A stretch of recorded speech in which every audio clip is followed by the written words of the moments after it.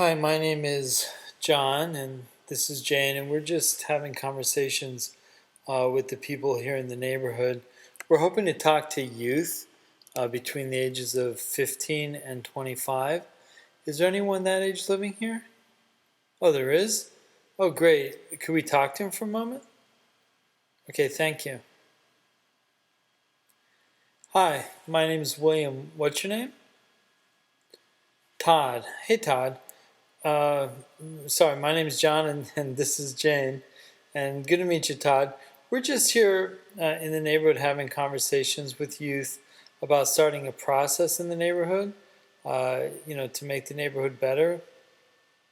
And this process involves raising capacity of people in the neighborhood itself. And the reason that capacity is so important is because we kind of look at the history of humanity as an ever advancing civilization. And if the world's going to get any better, we just can't keep doing things the way we've been doing them, where people grow up to be basically just like their parents and the same things happen over and over again. We figured that in order for humanity to reach the next step in its growth, it has to reach kind of a level of maturity. And that means it's going to have to get better somehow. In other words, it's going to have to raise its capacity. And for that to happen, for it to reach its next stage in its evolution, people are going to have to raise their capacity, and society is going to have to raise its capacity. Does that make sense to you? Uh huh. Yep. And one of the concepts about how to raise capacity is that it seems that the things that happen in the world have an effect on countries and neighborhoods and families and your friends and everything. And because you can't really be separate from the world, you can look at yourself as being organic with the world. One of the terms that can be used is organic, which just means that you can't really separate yourself from the world that you live in. Do you feel that way? Uh-huh. Hmm. Yeah, and because of the raising your capacity, because you're organic with your world, that youth really can look at themselves as walking what's called a twofold moral purpose, or having a sense rather of twofold moral purpose.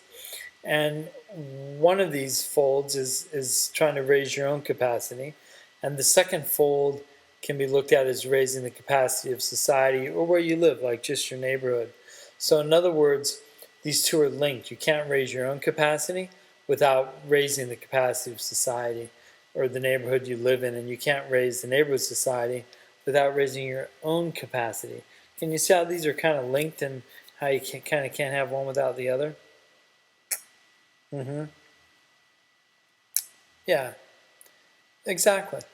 So, and of course, to raise the capacity of where you live and to raise your own capacity, if it's linked with where you live, you kind of you can look at yourself as walking a path of service, because in order to change your neighborhood, you have to do things for other people that live in your neighborhood. You have to look at other people and think about other people. So this whole thing can be looked at as walking a path of service. And then in walking the path of service, you can make where you live better, and you can also make yourself better. Does that make sense? That you'd have to kind of be concerned with serving? Yeah. Uh huh. Hmm.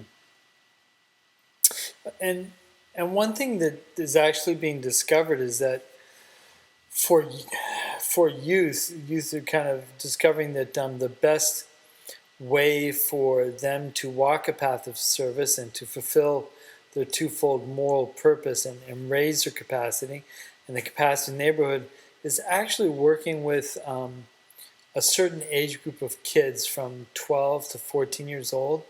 And this age group isn't children, but they're not quite adults yet, and so they're actually called junior youth, and they're not youth yet, so they're actually called junior youth. And junior youth are often thought about as like being an age in which you have to keep them busy. You don't want to get involved in the wrong things. Um, you have to find things for them to do and everything like that.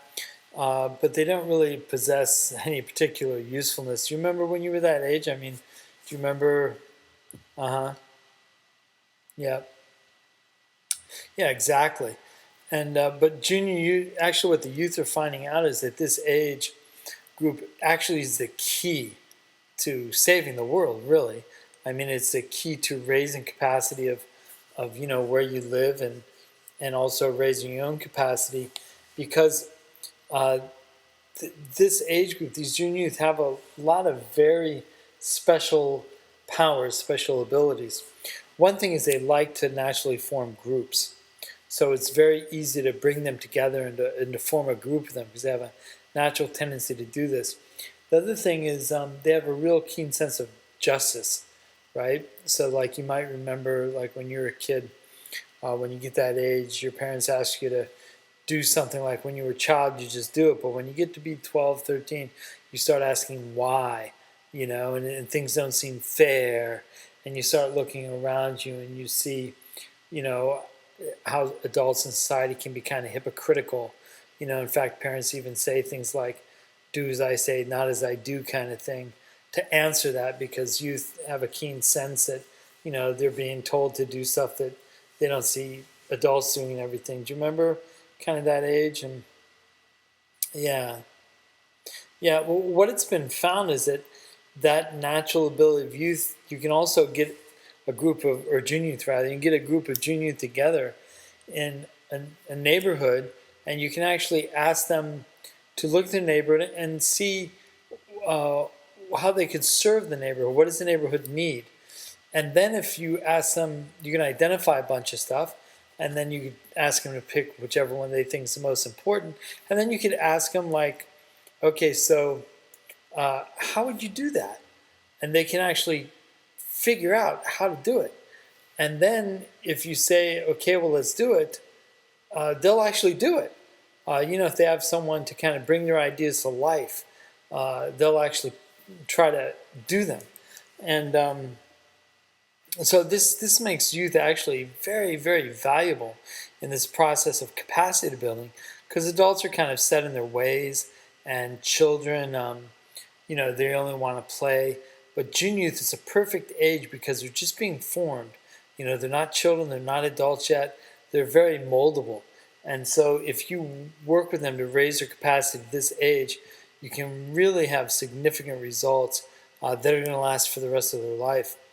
And another important thing with junior youth is the use of language. So that, for example, we've talked about, that you're organic with your world. We've mentioned things like a twofold moral purpose. And now you can think that way, right? You can think that, okay, I can't change without changing society. And so that I'm organic, with the world, what happens affects me. And I have this twofold moral purpose where I have to change society to change me. And so you can learn thinking that way. And so language has a very important impact on the way we think.